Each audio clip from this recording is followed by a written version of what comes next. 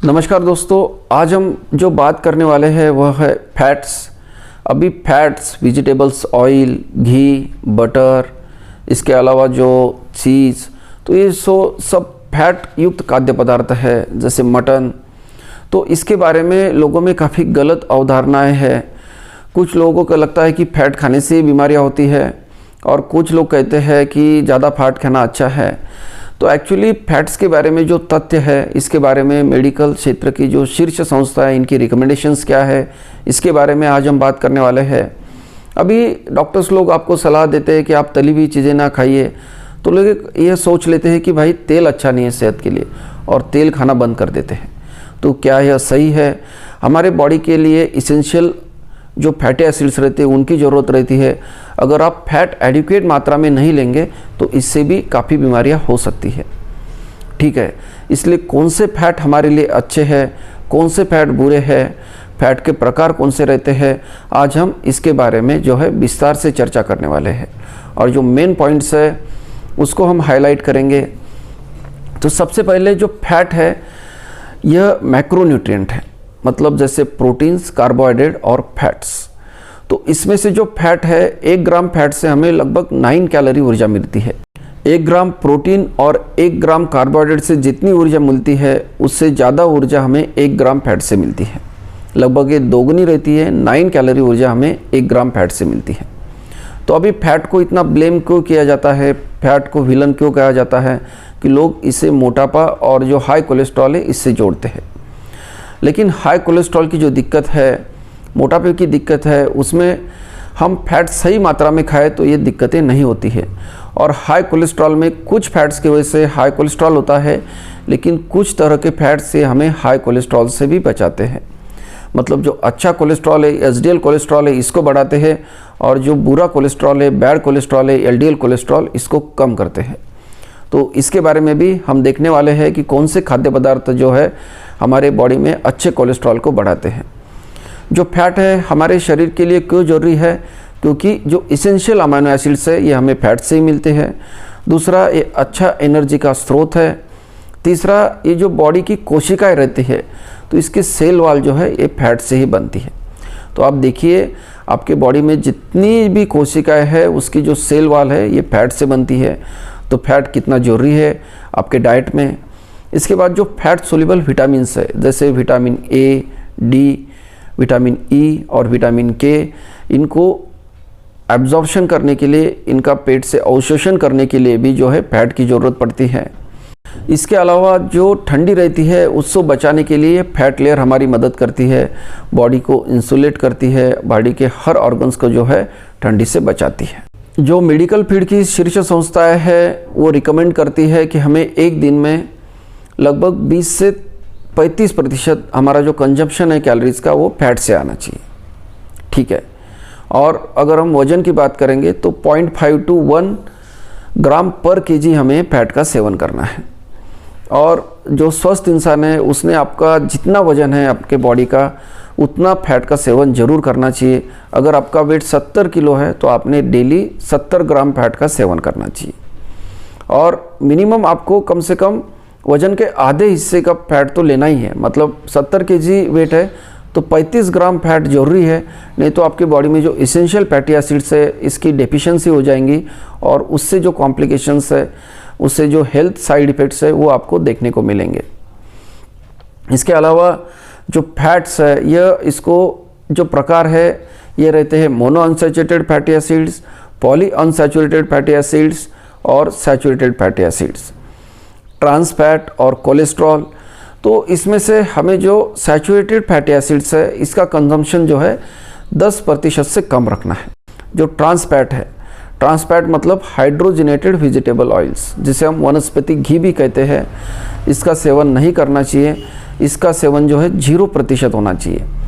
और यही रिकमेंडेशंस ज़्यादातर डॉक्टर्स बताते हैं कि आप तली हुई चीज़ें मत खाइए, तली भुनी चीज़ें मत खाइए। तो तली भुनी चीज़ों में ट्रांस फैट ज़्यादा रहता है। आप process, pack food, junk food, fast food ना खाइए। जो मार्केट से चीज़ें लाते हैं उसमें ट्रांस फैट ज़्यादा मात्रा में रहता है, तो इसका सेवन ना करें। और इसकी वजह से लोगों को लगता है कि भाई ये तेल बहुत नुकसानदेह है, ये तेल नहीं खाना चाहिए, और इसकी वजह से लोग तेल भी कम खाते हैं। इसके साथ साथ जो तेल बीज है, जो जैसे अपना सूरजमुखी के बीज है, इसके अलावा जो अपना पीनट्स है, मूंगफली है, तो इनको भी खाना कम कर देते हैं। एक्चुअली ये सेहत के लिए अच्छे हैं। आप सीड्स खाएंगे तो उससे आपको काफ़ी फ़ायदा मिलेगा, उससे आपको अनसैचुरेटेड फैट्स मिलेंगे और ये आपके सेहत के लिए काफ़ी अच्छे हैं। तो जो मैसेज है इसको आपको सही तरह से सुनना है। तो आपको जो मैसेज दिया गया है कि आपको तली भुनी चीज़ें नहीं खानी है, आपके डॉक्टर ने सलाह दी है आपको सैचुरेटेड फैट्स कम खाने हैं, लेकिन लोग इसको एकदम गलत डायरेक्शन में लेते हैं, ऑयल खाना ही छोड़ देते हैं। और ऑयल जिन चीज़ों से बनता है जैसे मूंगफली, सूरजमुखी के बीज, तो इनको भी खाना छोड़ देते हैं, लेकिन ये अच्छी बात नहीं है। इसकी वजह से आपके बॉडी में जो है इसेंशियल फैटी एसिड्स की डेफिशिएंसी की वजह से काफ़ी सारे प्रॉब्लम्स हो सकते हैं। तो ये मोनो अनसैचुरेटेड फैट्स में कौन से खाद्य पदार्थ आते हैं, पॉली अनसैचुरेटेड फैट्स में क्या आते हैं और सैचुरेटेड फैट्स में क्या आते हैं, इसके बारे में भी हम चर्चा करने जा रहे हैं। अभी सबसे पहले हम बात करेंगे सैचुरेटेड फैट्स के बारे में। जो रूम टेम्परेचर में सॉलिड रहते हैं उनको सैचुरेटेड फैट्स कहते हैं, जैसे घी है, बटर है, चीज़ है, इसमें सैचुरेटेड फैट ज़्यादा मात्रा में रहते हैं। इसके अलावा वेजिटेबल ऑयल्स में हम बात करेंगे तो पाम ऑयल है। इसके बाद जो प्रोसेस फूड है, जंक फूड है, कुकीज़ है, बिस्किट्स है, पेस्ट्री, केक, इनमें भी सैचुरेटेड फैट ज़्यादा मात्रा में रहते हैं। डीप फ्राइड आइटम जो है, हम चीज़ों को फ्राई करके लेते हैं तो इसमें ट्रांस फैट ज़्यादा रहते हैं। तो ये जो सैचुरेटेड फैट्स है इनका सेवन हमें कम रखना है, ठीक है। इसका सेवन हमें 10% से कम रखना है। तो अगर आप घी लेना चाहते हैं तो 1 चम्मच घी आप आराम से ले सकते हैं। तो 1 चम्मच घी में 5 ग्राम जो रहता है सैचुरेटेड फैट्स रहता है, और डेली हम लगभग 25 से 30 ग्राम सैचुरेटेड फैट्स ले सकते हैं। अगर 1 अंडा रहता है तो इसमें 5 ग्राम सैचुरेटेड फैट रहता है। बटर भी है या चीज़ हम 1 चम्मच जितना लेंगे तो उसमें 5 ग्राम ले सकते हैं। तो ये जो सैचुरेटेड फैट्स है इसको आप 25 से 30 ग्राम तक ले सकते हैं। और जो ट्रांस फैट है इसको आपको अवॉइड करना है, जैसे हमने ऑलरेडी बताया है। अभी ट्रांस फैट जो रहता है इनका सेवन करने के लिए इसलिए नहीं कहा जाता है क्योंकि इसकी वजह से जो है LDL लेवल कोलेस्ट्रॉल हमारा बढ़ जाता है, ठीक है। HDL कोलेस्ट्रॉल लेवल कम हो जाता है। और जो ट्रांस फैट रहते हैं ये रूम टेम्परेचर पे लिक्विड जो ऑयल रहता है इसको हाइड्रोजनेशन करके जो है इसको सॉलिडिफाई किया जाता है, जैसे वनस्पति घी है। इसके अलावा जो प्रोसेस फूड रहते हैं इसमें ज़्यादा मात्रा में ट्रांस फैट का इस्तेमाल करते हैं, क्योंकि ट्रांस फैट की वजह से जो शेल्फ लाइफ है प्रोडक्ट की, जो पैक्ड फूड है इनकी बढ़ जाती है, टेस्ट अच्छी रहती है, फूड की कंसिस्टेंसी अच्छी बढ़ जाती है।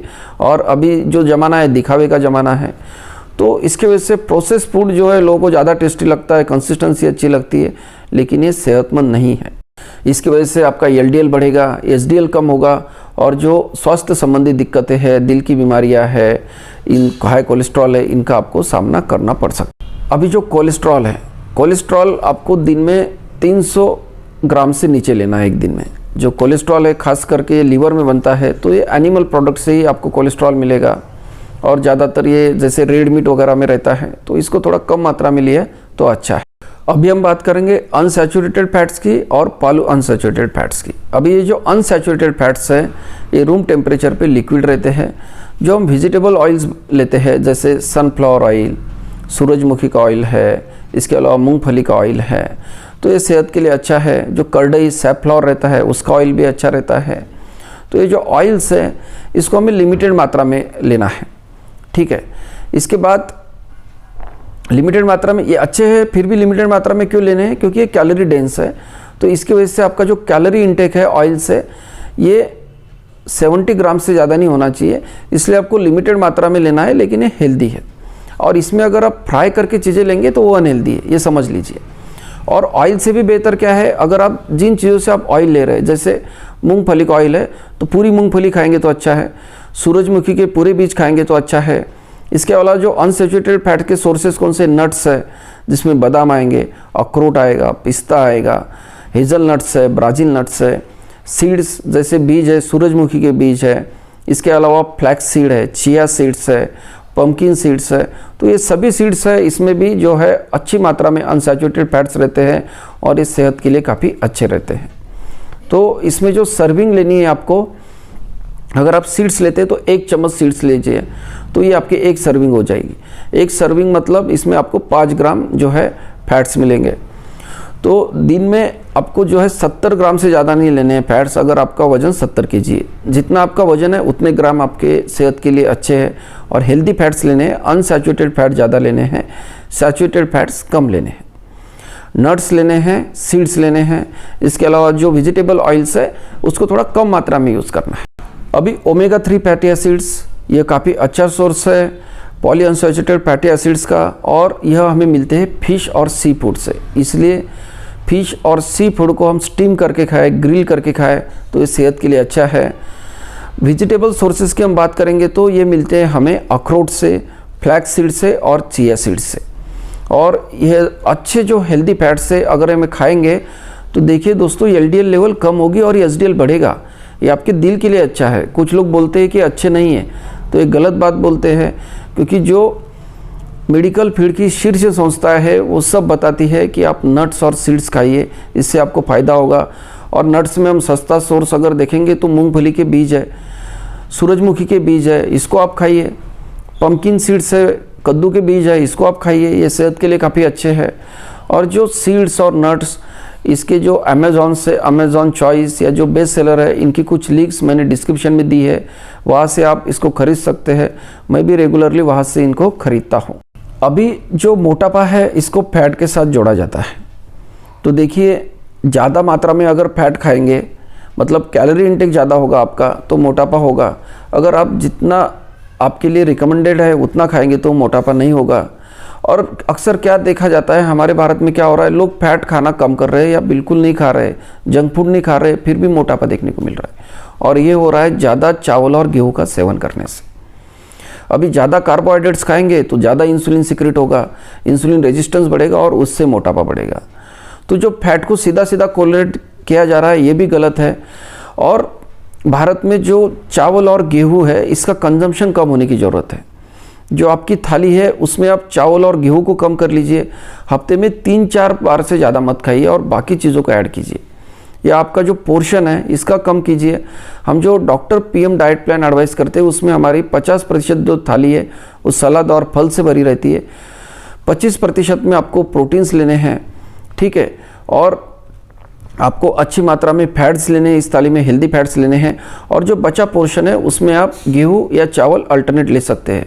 लोग क्या करते हैं, गेहूँ भी खाते हैं, चावल भी खाते हैं, सवेरे वही खाते हैं, शाम को वही खाते हैं, और इसकी वजह से उनका वेट बढ़ता जाता है, इंसुलिन रेजिस्टेंस होता है। तो इसलिए जो फैट को ब्लेम किया जाता है वो सही नहीं है। अगर आप बैलेंस मात्रा में फैट्स लेंगे, प्रोटीन्स लेंगे और कार्बोहाइड्रेट्स लेंगे तो मोटापा नहीं होगा। और इसके साथ साथ कैलोरी को बर्न करना भी सीखना है। आप जितनी कैलोरी लेते हैं उससे थोड़ी ज़्यादा आपको बर्न करनी है, तो आपको बढ़ा हुआ वजन भी आपका कम होगा। अभी कोलेस्ट्रॉल के साथ फैट को लिंक किया जाता है और लोग जो तेल की चीज़ें खाना ही छोड़ देते हैं। तो इसकी वजह से क्या होगा, ये नेगेटिव इम्पैक्ट डालता है आपकी हेल्थ पे। तो जो हेल्दी फैट्स से, पॉली अनसैचुरेटेड फैट्स से, देखिए ये आपके एचडीएल को बढ़ाते हैं, एलडीएल को कम करते हैं। तो जो पॉली अनसैचुरेटेड फैट से, अनसैचुरेटेड फैट से आपको खाने हैं, और सैचुरेटेड फैट से इनका कंजप्शन थोड़ा कम कर देना है, 10% से कम करना है। तो इसकी वजह से आपका कोलेस्ट्रॉल नियंत्रण में रहेगा। और फैट को जो विलन के तौर पर देखा जाता है ऐसा बिल्कुल नहीं है। इसके वजह से लोग एक अच्छा एनर्जी के सोर्स से, और जो इसेंशियल फैटी एसिड्स की डेफिशिएंसी हो रही है, इसकी वजह से हमें हमारे डाइट में रोज़ कम से कम हमारा जितना वजन है उतने जो है हेल्दी फैट्स लेने हैं। इसके अलावा आपके मन में कोई सुझाव है या आपका कोई सवाल है, इसे कमेंट बॉक्स में लिखना ना भूलें। धन्यवाद।